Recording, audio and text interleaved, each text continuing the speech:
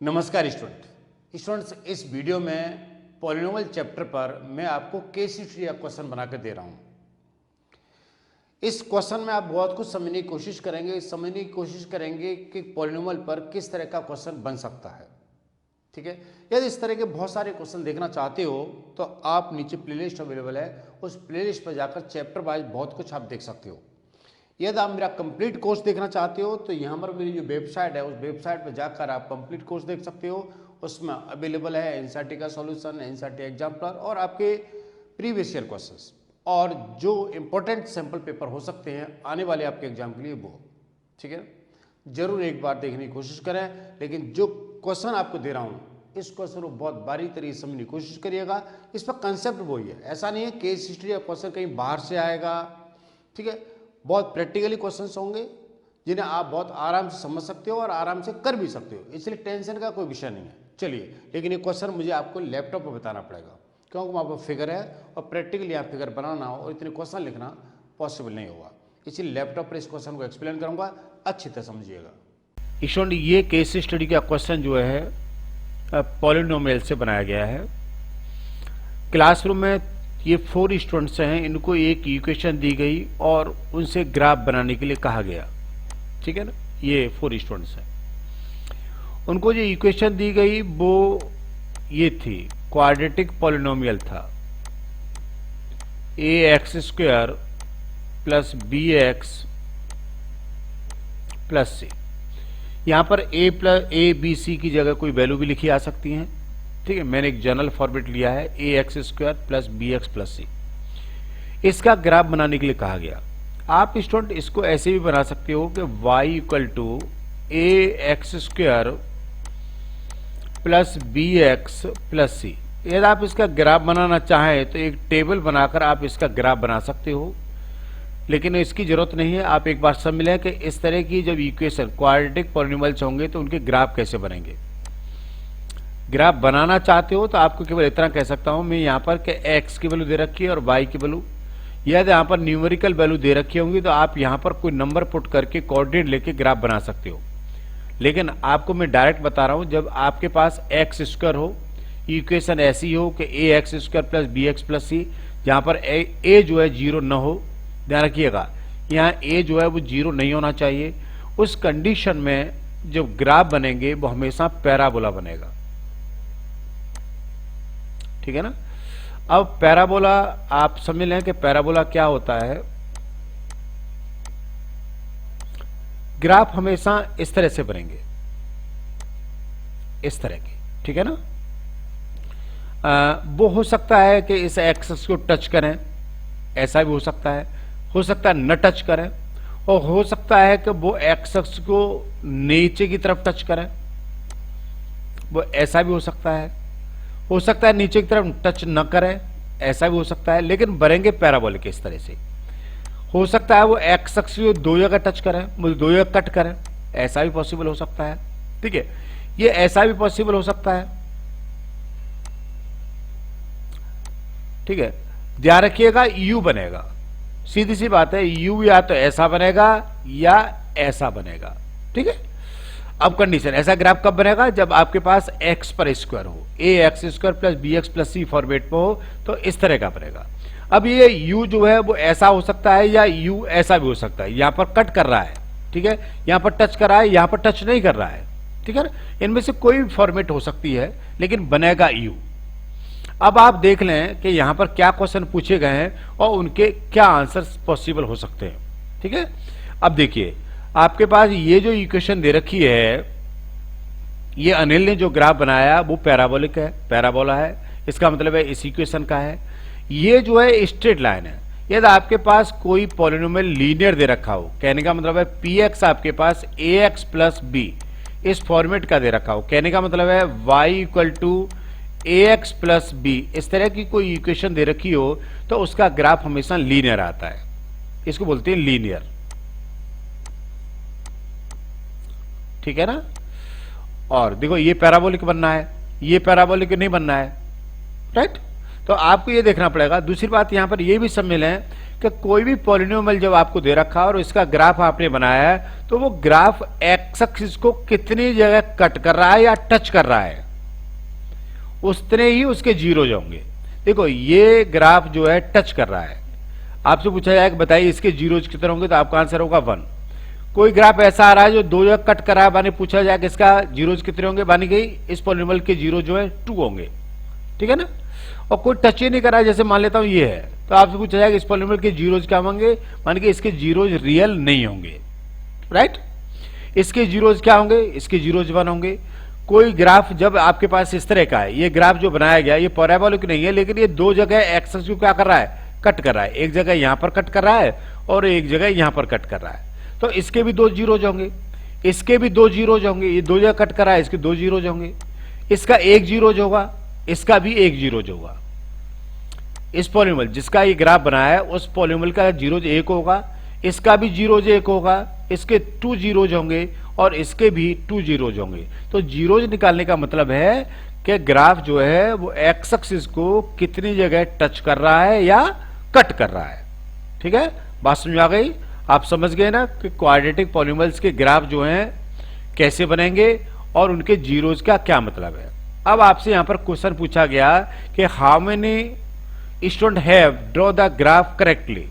तो करेक्टली क्या है, आपको यहां पर ये क्वाड्रेटिक पॉलिनोमियल दे रखा था, तो इसका जो ग्राफ बनेगा वो यू फॉर्मेट का बनेगा। तो इसका सही है, अनिल ने सही करा है इस ग्राफ को, ठीक है। और देखें सुरेश ने भी इनको सही करा है, क्योंकि इन्होंने भी क्या बनाया है, यू फॉर्मेट का बनाया है। तो ये जो ग्राफ बनेंगे उन दोनों के सही माने जाएंगे, ठीक है ना। तो 2 स्टूडेंट ने यहां पर क्वेश्चन जो है आंसर जो है सही दिया गया। तो आपके पहले केस का जो पहला पार्ट है इसका जो आंसर आएगा वो आपके पास 2 होगा। यहां पर स्टूडेंट आपको 5 केस दे रखे होंगे और इनमें से 4 केस के आंसर आपको देने होंगे, ठीक है ना। अब कह रहा है कि which type of the polynomial is represent by Jaya graph. Jaya ने जो ग्राफ बनाया है वो क्या रिप्रेजेंट कर रहा है, तो जया ने जो ग्राफ बनाया वो लीनियर रिप्रेजेंट कर रहा है। जय ने जो ग्राफ बनाया है, ठीक है ना, ये जय ने जो ग्राफ बनाया क्या रिप्रेजेंट कर रहा है, लीनियर। ध्यान रखिएगा, स्ट्रेट लाइन। और स्ट्रेट लाइन ग्राफ कब बनता है, जब आपके पास यहां लीनियर इक्वेशन होती है। जब आपके पास यहां लीनियर इक्वेशन होंगी, जब ऐसी लीनियर इक्वेशन होंगी तो ग्राफ हमेशा क्या बनेंगे, लीनियर बनेंगे, मतलब स्ट्रेट लाइन बनेंगी, राइट। अच्छा, ये आपसे पूछा गया तो इसका आंसर क्या होगा, इसका आंसर आप ये कहोगे कि ये इसका आंसर आएगा। अब कह रहा है कि how many zeros are there for the recharge graph. Recharge graph के जीरोज कितने होंगे, तो देखते हैं कितने जगह कट करता है रिचार्ज ग्राफ। मैंने अभी बताया कि रिचार्ज ग्राफ जो है 2 जगह एक्स एक्सिस को क्या कर रहा है, कट कर रहा है। इसका मतलब इसके 2 जीरोज होंगे, 2 जीरोज होंगे, है ना। यदि 3 जगह कट करता है तो इसके 3 जीरोज होते, तो इसके क्या होंगे, 2 जीरोज होंगे। ये क्लियर है। अब ये एक न्यूमेरिकल क्वेश्चन पूछा गया है, उसने कहा है कि पी एक्स इक्वल टू आपके पास ये दे रखा है, तो 1 जीरोज बताइए। देखिए स्टूडेंट, आपके एक बात समझ लें कि आपको पता होता है कि sum of the zeros, sorry alpha sum of zero जो होता है वो हमेशा -b/a होता है, और प्रोडक्ट ऑफ द जीरो जो होता है वो हमेशा c/a होता है, ठीक है।